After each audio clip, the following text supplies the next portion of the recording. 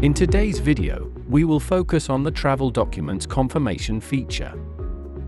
In the Leon software mobile application, users can confirm or change their travel document for a flight by accessing My Schedule and selecting the crew section. From this location, users have the ability to confirm that the correct travel document has been selected for their flight, or they can change the selected document if needed.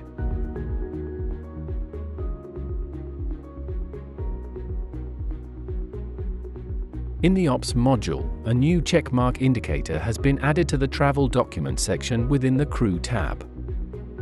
This indicator shows whether the currently logged-in user has confirmed their document selection for the flight.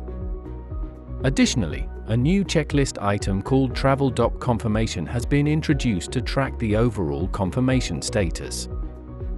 This checklist item displays different statuses, depending on the confirmation state. At first, it will show an untouched status when the document selection is pending.